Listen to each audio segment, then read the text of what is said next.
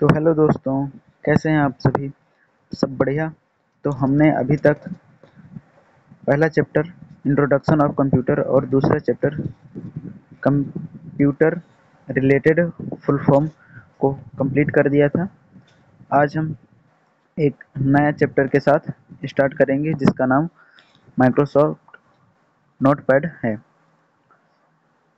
ठीक है, तो आज हम इसको कंप्लीट करेंगे और इस चैनल में, इस वीडियो में आप अंत तक अवश्य बने रहिए। ठीक है, तो आइए समझते हैं माइक्रोसॉफ्ट नोटपैड क्या होता है। नोटपैड एक टेक्स्ट एडिटर प्रोग्राम है, यानी कि नोटपैड में केवल टेक्स्ट को एडिट किया जा सकता है।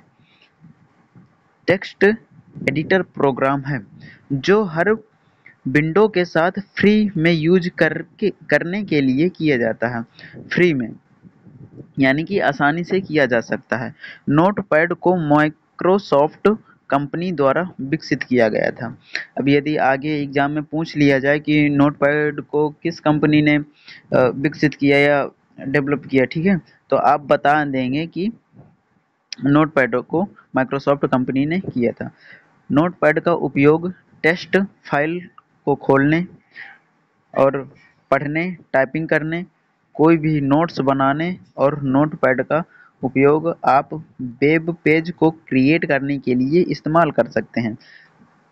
नोटपैड में बनी टेक्स्ट फाइल को एक्सटेंशन यानी नोटपैड का एक्सटेंशन नेम, फाइल का एक्सटेंशन नेम होता है .txt और एक्सटेंशन के साथ सेव किया जाता है। ठीक है, तो आप सभी को ये पता चल गया कि इसका, इसमें अब तीन तीन चार पॉइंट बनते हैं कि पहला इसका एक्सटेंशन नेम, ये भी एग्जाम में पूछा जाता है।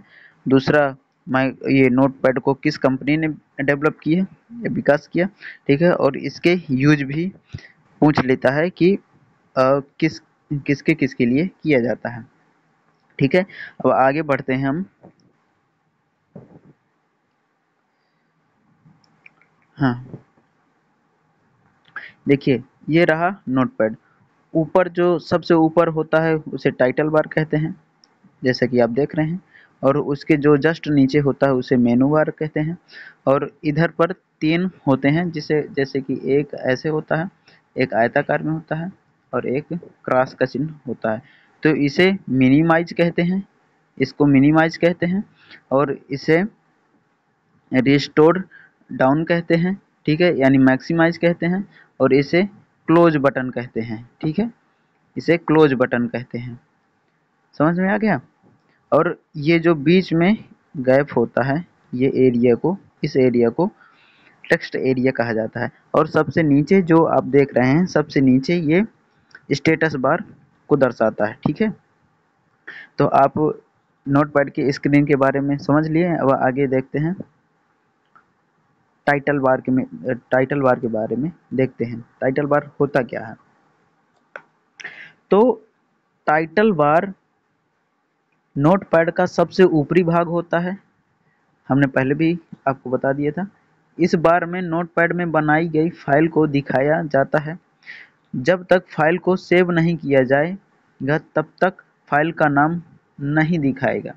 जब फाइल को सेव करते हैं तो अनटाइटल्ड के स्थान पर फाइल का नाम दिखाता है। ठीक है, जहाँ पर आप, मतलब कि जैसे कि हम एक नया पेज को क्रिएट किया, नए पेज में हमने लिखने लगे, तो उसमें अनटाइटल्ड नाम दिखाता है। जैसे कि हमने कोई फाइल सेव नहीं किया तो उसमें अनटाइटल्ड नाम दिखाता है, अनटाइटल्ड नाम दिखाता है।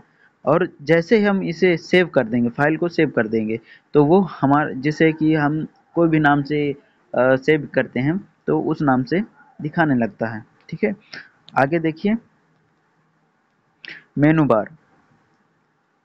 टाइटल बार के ठीक नीचे मेनू बार होता है, टाइटल बार के जस्ट नीचे मेनू बार होता है। इस बार में कई सारे ऑप्शन होते हैं, ये कहीं लिख गए लेकिन कई सारे हैं, ठीक है, कई सारे ऑप्शन होते हैं। जब नोटपैड में कोई भी फाइल बनाते हैं तो इन फाइल का सॉरी इस तो इन ऑप्शन का इस्तेमाल करते हैं, ठीक है। आगे देखते हैं।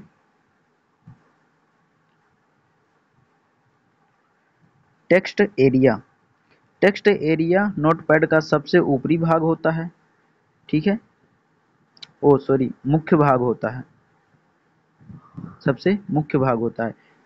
इसी टेक्स्ट में लिखा जाता है। नोटपैड में कोई भी डॉक्यूमेंट तैयार किया जाता है वो इसी भाग में लिखकर तैयार किया जाता है।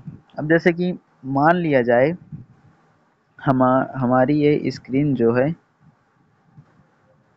ये ऐसे, जैसे कि यहाँ पे हमने कुछ नहीं लिखा, बिल्कुल ये एरिया जो है क्लीन पड़ा है, जो लिखा हुआ है सब कुछ नहीं है इसमें।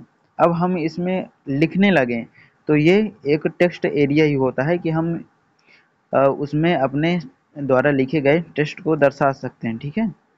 आगे अब आते हैं फाइल मेनू में, ठीक है। तो फाइल मेनू, फाइल मेनू को कंट्रोल प्लस एन द्वारा एक नई फाइल बनाई जा सकती है। नोटपैड में नया पेज लेने के लिए इस ऑप्शन का प्रयोग किया जाता है, ठीक है, किसका, कंट्रोल प्लस एन का उपयोग किया जाता है। और सेकंड है न्यू विंडो, इसकी जो शॉर्टकट की होती है कंट्रोल शिफ्ट प्लस एन होती है। नोटपैड में एक और नई विंडो ओपन करने के लिए किया जाता है, ठीक है। और थर्ड में आप देखेंगे कि कंट्रोल प्लस ओ यानी ओपन करने के लिए, फाइल को ओपन करने के लिए। तो नोटपैड में पहले से सेव की गई फाइल को ओपन करने के लिए किया जाता है। कंट्रोल प्लस ओ का यूज नोटपैड में पहले से सेव की हुई फाइल को ओपन करने में किया जाता है। और कंट्रोल प्लस यस का उपयोग नोटपैड में बनी हुई फाइल को सेव करने के लिए किया जाता है। यानी कि एक बार हमने सेव कर दिया और दोबारा हम उसे उसी फाइल को सेव करना है। जैसे कि हमने कुछ पहली बार किया सेव, तो सॉरी ये खाली सेव करने के लिए बात कही गई है। तो इसमें नोटपैड में बनी हुई फाइल को सेव करने के लिए किया जाता है, ठीक है। और ये सेव एज, मैं अभी जो कहा हूँ तो सेव एज की बात कर रहा था, ठीक है। तो सेव एज का यूज, जैसे हमने पहले एक बार सेव कर दिया फाइल को, अब उसमें हमारा कुछ एरर हो गया या फिर हमने उसी पर दोबारा कुछ वर्क किया और हमें सेव करना है, ठीक है, कि हमारा वो उसी तरह दोबारा हमें आ जाए, ये ओपन करने में आ जाए वो, ठीक है। तो नोटपैड में सेव की गई फाइल को दूसरे नाम से सेव करने के लिए किया जाता है, ठीक है। और या फिर जैसे कि हमने फाइल में कुछ गड़बड़ी हो गई, एरर हो गया, ठीक है, तो उसको करने के लिए किया जाता है। और 6 नंबर है पेज सेटअप, पेज को किस प्रकार से सेट किया जाता है। तो नोटपैड में जो भी आपने पेज पर टाइप किया है उस पेज को सेट करने के लिए किया जाता है, ठीक है। और अगला है प्रिंट, यानी control plus P, control plus P का उपयोग बताया गया, ठीक है। तो नोटपैड में बनी हुई फाइल की प्रिंट निकालने के लिए किया जाता है। जैसे कि हमने एक फाइल को बनाया, बनाकर उसे सेव कर दिया, सेव करके हमें उस फाइल को प्रिंट करके निकालना है, ठीक है। तो हम कंट्रोल प्लस पी का उपयोग करते हैं शॉर्टकट की के रूप में, ठीक है। अब आगे देखते हैं एडिट मेनू, एडिट मेनू। तो हम इसमें देखेंगे, इसमें पहला ऑप्शन होता है जो, तो अंडू। नोटपैड में लिखकर हटाए गए टेक्स्ट को वापस लाने के लिए अंडू का यूज किया जाता है। और कट का उपयोग कंट्रोल प्लस एक्स, नोटपैड में किसी भी टेक्स्ट को के स्थान पर हटाकर दूसरे स्थान पर ले जाने के लिए किया जाता है। और Ctrl+C का उपयोग कॉपी के लिए किया जाता है। तो नोटपैड में किसी भी टेक्स्ट को कॉपी या डुप्लीकेट करने के लिए किया जाता है। और डिलीट का उपयोग नोटपैड में किसी भी टेक्स्ट को मिटाने के लिए किया जाता है। डिलीट यानी मिटाना, यानी कि पहले सेलेक्ट कर लें फिर डिलीट कर दें, ठीक है। डिलीट का ऑप्शन और डिलीट की बटन दबा दें तो ये डिलीट हो जाता है। और Ctrl+F का उपयोग फाइंड यानी खोजने के लिए किया जाता है। तो नोटपैड में टाइप किए गए टेक्स्ट में से किसी भी टेक्स्ट का पता करने के लिए किया जाता है। यानी कि हमने कहीं लिखा, जैसे एक कोई नाम ले लिया जाए राधिका, ठीक है। तो उसमें एक पूरा पेज लिखा हुआ है। अब हमें उसे उसमें क्या राधिका ढूंढना है, तो राधिका के लिए Ctrl+F का उपयोग यूज करेंगे, ठीक है। और इसका एक मतलब कि निकल जाएगा। फिर उसमें हम टाइप करेंगे राधिका। राधिका जैसे ही इंटर करेंगे तो राधिका जितने भी राधिका होंगी उस पेज में तो वो सब दर्शा देंगे, ठीक है। और ये रिप्लेस का उपयोग Ctrl+H से किया जाता है। तो नोटपैड में टाइप किए गए टेक्स्ट में से किसी भी टेक्स्ट के स्थान पर दूसरा टेक्स्ट लिखने के लिए किया जाता है।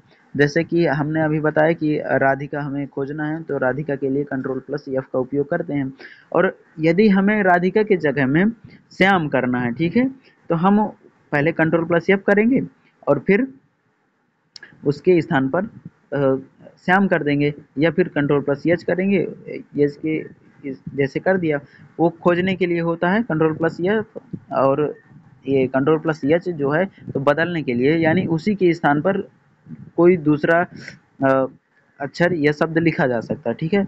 और गो टू का उपयोग Ctrl+G के लिए किया जाता है, जिसे नोटपैड में कई सारे लाइन टाइप करने के बाद डायरेक्ट किसी लाइन में जाना हो तो गो टू का उपयोग करते हैं, ठीक है।